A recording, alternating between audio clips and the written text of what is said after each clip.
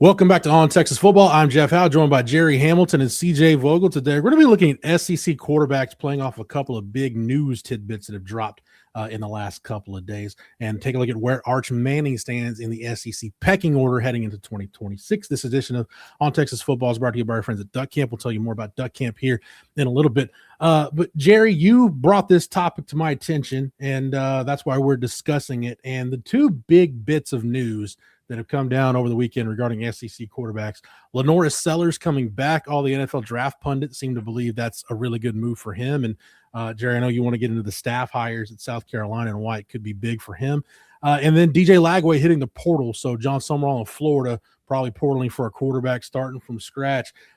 Gerry, I'll start with you with the news. Your reaction to the DJ Lagway portal news and the move Shane Beamer is making to kind of beef up things around Lenoris Sellers in 26. Yeah, so one of my good buddies covers Florida, a longtime buddy in this business, and he kind of hinted to me that this was coming and that it was going to be Florida's decision.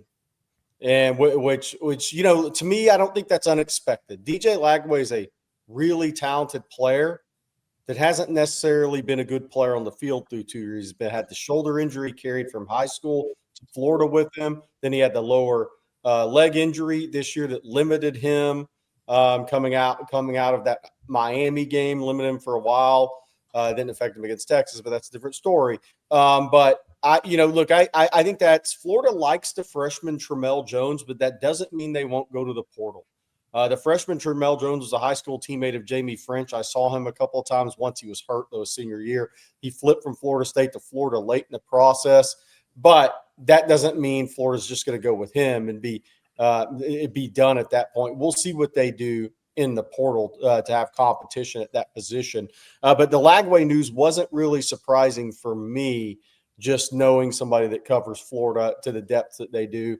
And that, look, DJ Lagway just hadn't really performed at a high level in the field. 20 touchdowns and 20 interceptions in 2 seasons against Power 4 competition. CJ, I'm sure you have the stats on that. That's a really high interception rate. Yeah, it absolutely was. And that was kind of the boom or bust mentality that made DJ Lagway so exciting to watch, but also so frustrating to watch is, when those big plays weren't happening, you didn't have much of a quarterback that could move the ball consistently down the field. And, again, when he took over, Gerry, that was kind of the boom. You sit there and you see the big plays, 40, 50-yard gains consecutively, and you're like, okay, I like it. But where else is the progression? Where else is the development in the mid-range or the short game? And it just wasn't quite frankly there. And I'm sure with the price tag, it made sense for that new staff to want a quarterback that was their own in year one. And he also had one thing he had NFL talent around him. Jaden Ball at running back, Dallas Wilson, 2 guys drafted last year at wide receiver. They'll have 2 or 3 NFL draft picks off that offensive line. There's other talented wide receivers on that team this year. And obviously some people say, well, if Billy Napier's gone, wherever he goes, he'll be better. We'll see. I mean, we'll see. It doesn't always work out that way. His decision-making and his health have to make a big jump in year 3 for him because he's played with talent now. Yeah. Yes, Texas is one of the few schools in the SEC. Florida obviously going to hit the portal for a quarterback. Lane Kiffin, who knows what the LSU quarterback depth chart is going to look like by the time he gets done tinkering. Joey Aguilar is part of the Diego Pavia lawsuit, so it seems like a long shot he's back. So Josh Heupel at Tennessee, probably portaling for a quarterback. Ole Miss, Trinidad Chandler's trying to get another year. If he doesn't, probably Austin Simmons. Gerry, before we get to Arch and where he stands, the Lenoris Sellers news, not just him coming back, but Shane Beamer bringing in Kendall Briles as the offensive coordinator. And we know, look, if there's a school maybe more desperate in the SEC for portal offensive linemen than Texas, it's probably South Carolina. What do you think this stack puts Lenoris Sellers, Gerry, in the SEC quarterback pecking order? I think it was a really strong hire by Shane Beamer because what does that scheme do? And they brought Randy Clements in as the offensive line coach, who was the offensive line coach in the Art Briles years when they were really good at Baylor. What does that do? It can mask some offensive line deficiencies. Now, they got to go attack the portal in the offensive line at South Carolina. I thought they had maybe the worst offensive line I saw this year. No offense to the kids, but Lenoris Sellers is a damn good player. And he was running for his life all season, not running for yards and playmaking all season. Because, look, if Lenoris Sellers had come out, he'd have been drafted, maybe second round. Yeah, who knows, right? But I think this move is huge for Lenoris Sellers. I expect him to make a big jump. year 2 to year 3, if they can do work in the portal around him. That was the question I had going into this year for Lenore Sellers. Could South Carolina put the pieces around him? They didn't on the offensive line. Only Nick Harbert, wide receiver. Running back took a hit after they lost Rocket Sanders. So they didn't put the pieces around him to help maximize his ability. And we'll see what they do. But I think the hire of Kendall Briles and Randy Clements as the offensive line coach, Stan Drayton also comes as a running back coach. But more important, Briles and Randy Clements working together. If they do work in the portal at offensive line, I think we're going to see a big jump for Lenore Sellers if they can put enough pieces around him. He's a really good player. Yeah, and just to note, those were Arch Manning and Lenore Sellers, the two most pressured quarterbacks in the SEC in 2025, according to Pro Football Focus. Lenore Sellers pressured on 42% of his dropbacks. Arch was just under 38%, so definitely need offensive line help. But CJ, does that do anything to you to move Lenore Sellers up the SEC quarterback pecking order, number one? And number two, let's get into the conversation. Where does Arch stand in this picture of SEC quarterbacks that we know are going to be returning? Look, we got plenty of situations where, whether it's a young guy with a new staff like KJ Jackson at Arkansas, Deuce Knight at Auburn, or those guys I just mentioned that have decisions to make. By the way, Ty Simpson at Alabama, John Mateer at Oklahoma, Bo Prabula at Missouri. All those guys are have the option to come back or go to the NFL, whatever they want to do. So really, CJ, stability. South Carolina has it with Sellers. Texas has it with Arch. Where do you start ranking these quarterbacks, though? Yeah, so that's going to be the biggest thing is who returns, who doesn't, who comes in out of the portal to some of these schools. It's pretty difficult to rank in December before the portal opens, but I have to imagine any top 5 would include Arch Manning based off of what we saw from the final 5 games, right? That second half of the season, Arch was playing like a guy that was worthy of that preseason hype and buzz and the Heisman notoriety, whatever you want to say, right? 16 touchdowns, 2 turnovers over the last 5 games. He was averaging north of 300 yards per game. I know that you look at the season numbers and, well, you're probably going to be surprised, right? I think ultimately the completion percentage wasn't great. I think Texas early on in the year threw the ball down the field too often. Obviously, Arch had his own issues when it came to the short and intermediate routes. But by the end of the year, Arch finished top 5 in touchdowns, yards per game, and ultimately he was top 5 in interceptions of quarterbacks who played 10 or more games. So that's a guy that put the ball into position to score points, and he took care of the football. That's what you want in a quarterback in the SEC as a first-time starter. He certainly grew as the game went. Where does he stack up? Again, it's going to be really interesting. You mentioned 4 names there, Jeff, who will all have decisions in whether or not to return or will they have eligibility to come back. Gunnar Stockton, I think Ty Simpson right now probably lead the way in the conference. I'm going to go an opposite route of Gerry. I'm not a huge Lenore Sellers fan. And I thought this year, even with that abysmal offensive line, I thought he was just as bad with his decision-making up top. I thought this was a guy who should have thrown the ball away much more than he needed to, or than he did. He ran out of bounds a number of times, taking self-sacks into the account.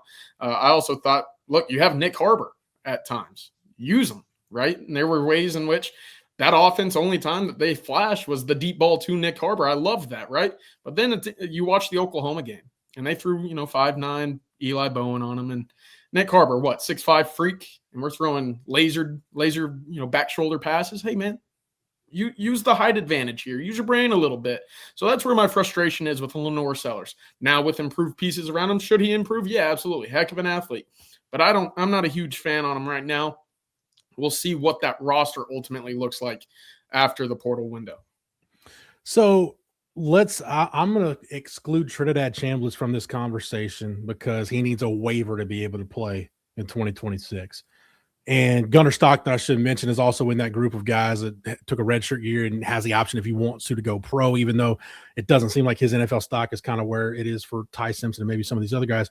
So, Gerry, all that considered, when I rank Arch Manning with these SEC quarterbacks, the only guy I would, including Ty Simpson, Mateer, Sellers, all of them, the only guy that I feel like I should put ahead of Arch Manning, based on what the eye test shows, is Gunnar Stockton. Am I right, wrong, crazy, sane? What say you about that, Gerry? If I've got Arch at 2, He's such an interesting player because here's the crazy thing: if you just look at SEC stats, okay, where does he rank in the top 10 quarterbacks in passing yards per game? he doesn't, which is kind of odd, right? And he is a really good football player. He's a great leader. I think wearing the Georgia jersey means everything to him. He was a good decision maker, 23 touchdowns, 5 interceptions. That is a huge, huge number for a first-year starting quarterback. He was sacked 16 times, completed 70%. Now, a lot of those were quick game to Zachariah Branch, but he had a great quarterback rating. But he played exceptionally well, I thought, in year one as a starter. I mean, you go back to the Alabama game in the SEC championship, his last start, I thought was really good. Played really well against Texas, right? Played really well on the road against Mississippi State. He wasn't perfect. He had a great game against Ole Miss in that comeback win. So I thought he showed really well after getting his feet wet. Where does he rank? I mean, this is a fun conversation because I think I have about 5 guys I look at, taking Ty Simpson out until he makes a decision. If I'm looking at who are the top 5 guys I would take going in the next year at quarterback, you have Arch, you have Stockton, you have Norris Sellers for me, you have John Mateer, and I love Kamario Taylor at Mississippi State. I think he's going to make a huge jump in his first year as a starter. Now, he's still at Mississippi State. I have Marcel Reed after that.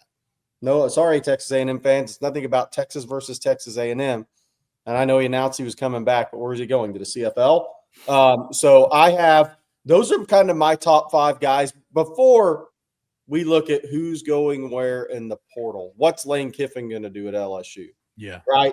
What is Florida going to do? Because Florida's got some pretty talented players over there. It's going to be attractive to somebody unless they just want to go with Tramel Jones. What is Tennessee going to do?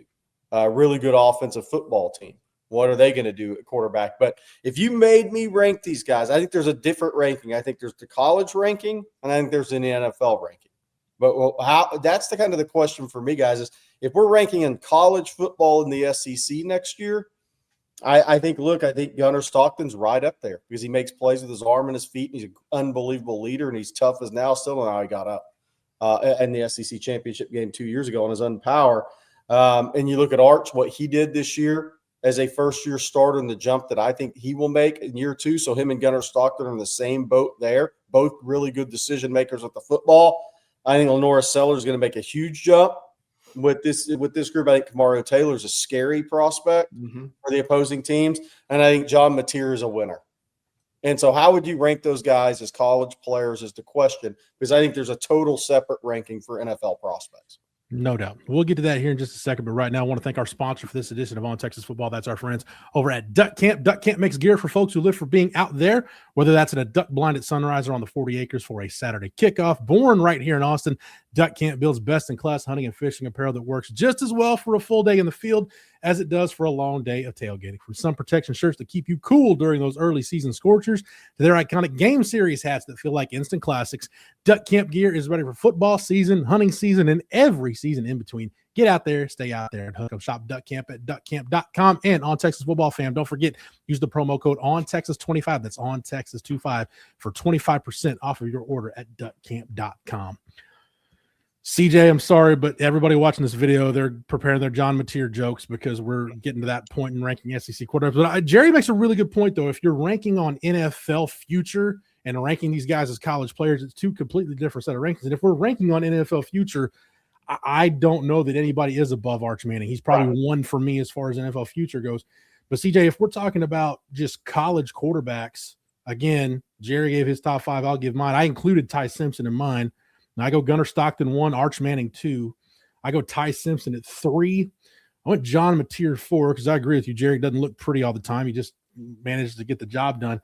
And 5 was a toss-up for me with Norris Sellers, Marcel Reed, and Kamario Taylor.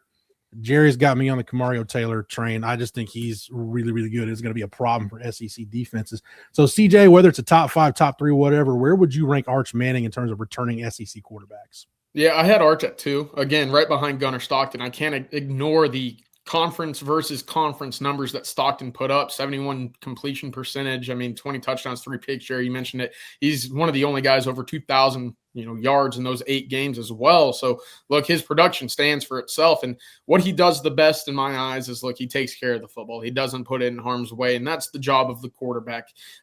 I don't have Marcel Reed. I don't have Lenore Sellers on my top 5. I have Ty Simpson as well, just assuming that he will be back. Kamario Taylor makes the list, and John Mateer does as well. I know it was an ugly second half of the year for John Mateer throwing the football.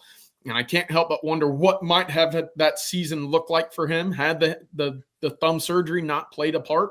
Because you saw some things against Auburn and Michigan early in the year, some of those magical plays where he's out of the pocket, finding guys down the field. And you say, hey, I see why he was so highly coveted and why the plays at Washington State were so fun to watch. And then afterward, you see, he's missing guys by 5 or 6 yards. He's not reading the field. He's errant on some very easy passes. And it felt like he got worse as the season went on. And that's a big concern. But being a veteran guy in the SEC who's, again, returning into the same system, that plays a lot of factors for me here. Oh, also knowing that his defense is going to stand firm and give him some extra opportunities. I think he's bouncing back next year. The one guy that's really interesting that we haven't talked about, there's 2. One is KJ Jackson, at Arkansas. He came in 13 of 29 against Texas, 200 yards, basically in a half of football. I thought he showed some things there. The other is Austin Simmons, who I think gets lost. Obviously, lost the job at Ole Miss to Trinidad Chambliss.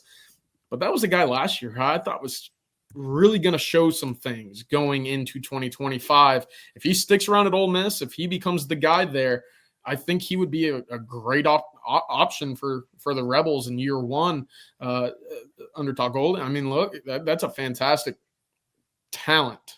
Will he be a better player? I don't know. But I think he's one that's under the radar right now in this big picture of SEC quarterbacking. I'll throw the other one out there is Deuce Knight. Now, he only has 1 start, and it's against Mercer, right? And the stats were crazy good, right? For him, he was 15 of 20, 239, 2 touchdowns, and rushed for 162 and 4 touchdowns. It's against Mercer. But what will he do if he does become the full-time starter at Auburn under Alex Galesh? He could be a guy that makes a big jump and and I'm not saying he's as talented as Kamario Taylor, but he's a guy that can make one of those jumps where you're like, ooh, okay, Auburn's got a little different dynamic at quarterback this year than they've had in the past.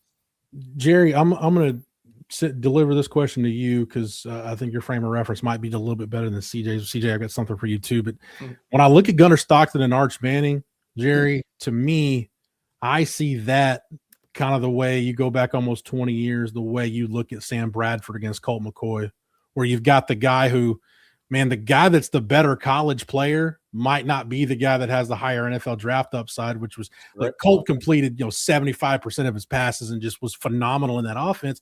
But then you got Sam Bradford, who's 6'4", and he's got the big arm, and he's the number 1 pick. I kind of see that, Jerry, as it's bizarro for Texas fans to look at it like that way, but I see this as kind of this generation Sam Bradford, Colt McCoy when I look at Gunnar Stockton and Arch Manning.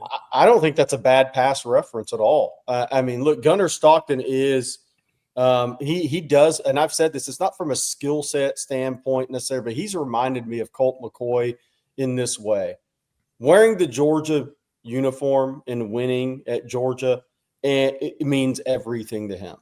And then you tack on top of that. When I go evaluate quarterbacks nowadays, one thing I've learned in the business is my initial impression.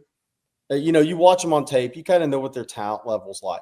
My number 1 initial impression of a quarterback is that when I go shake his hand and have a conversation with him, do I think he can take the football at a blue blood university and handle the pressure of 100,000 fans in the stands and 1 million fans expecting you to go lead your team to a conference championship and a national championship?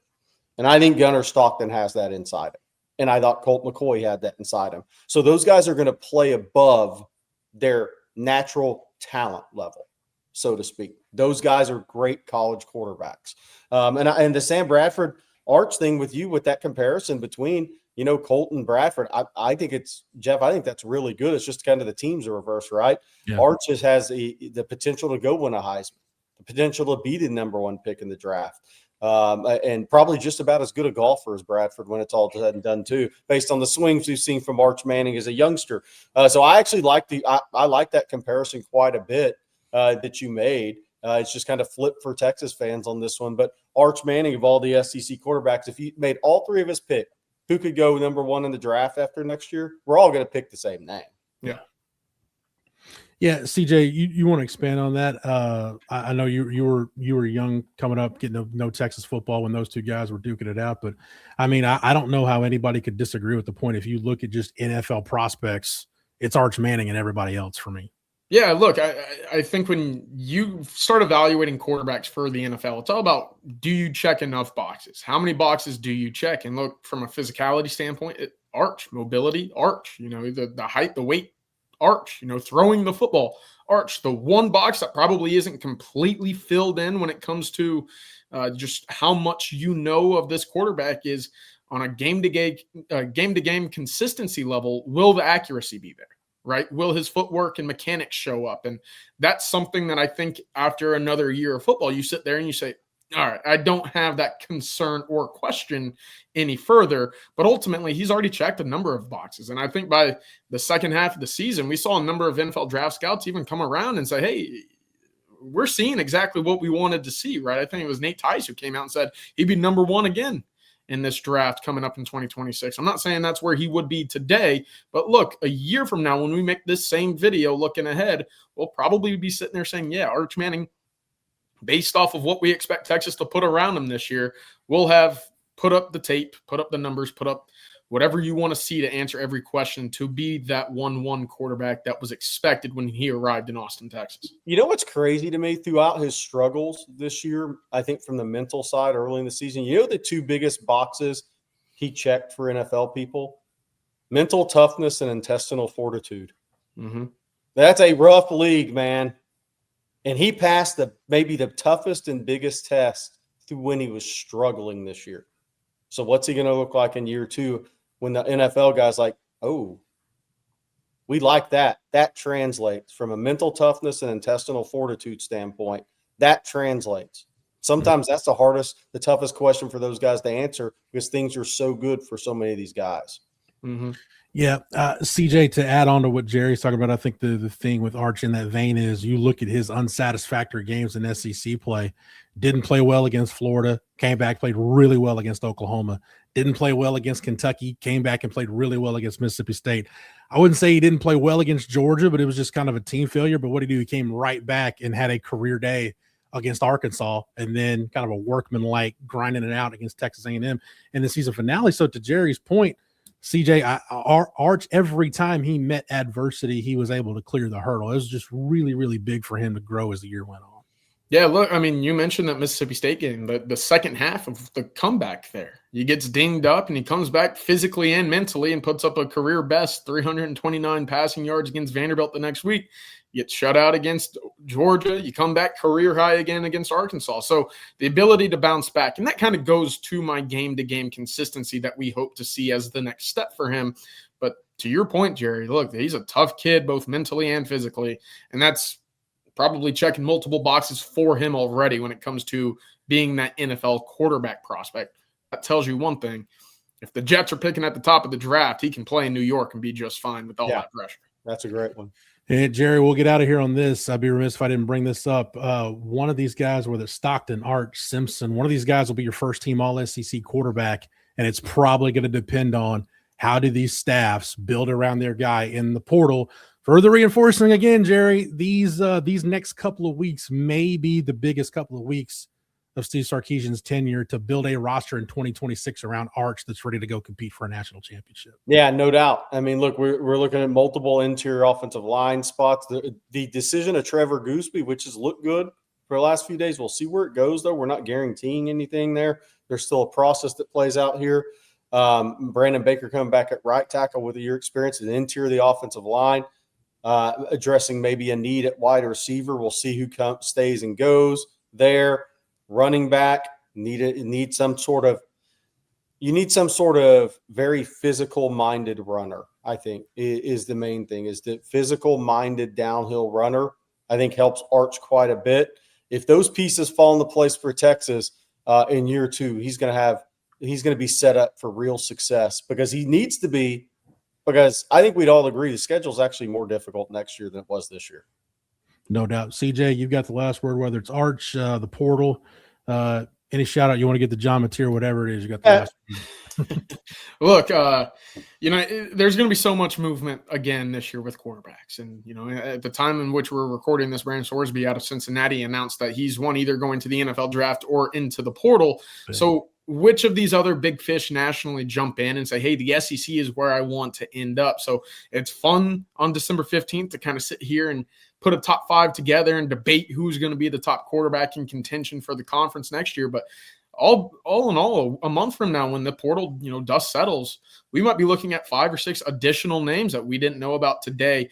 What I do know is Arch Manning in burnt orange and white next year is going to be a very good quarterback that will be deserving by the end of 26 of being one of the top quarterbacks taken in the draft and one of the best quarterbacks in the SEC. Again, based off of what I saw in the second half of the year, I have no reason to doubt that. Plus a lot of continuity with those wide receivers, which he didn't get a luxury of last spring as well. And Arch is the NIL leader. He wins the NIL quarterback leader in the SEC. 100%. Well, by far, by the way. By far. CJ, Gerry, thank you guys for the knowledge and expertise as always. Thank you to Matthew behind the scenes for producing it. Thank you to our friends over at Duck Camp for sponsoring it. If you're not a member over at ontexasfootball.com, you can get over to the site right now and sign up using the promo code OTFOG, and that'll get you 1 year of access at ontexasfootball.com for just $39.95. Make sure that you like this video and that you're subscribed to the On Texas Football YouTube channel. That way, whether it's here on the channel or on the site, you're not missing any of our Longhorn coverage all year round. For Gerry, for CJ, for Matthew, for the entire On Texas Football staff, I'm Jeff Howe. Thank you so much for watching and listening, and until next time, hook 'em.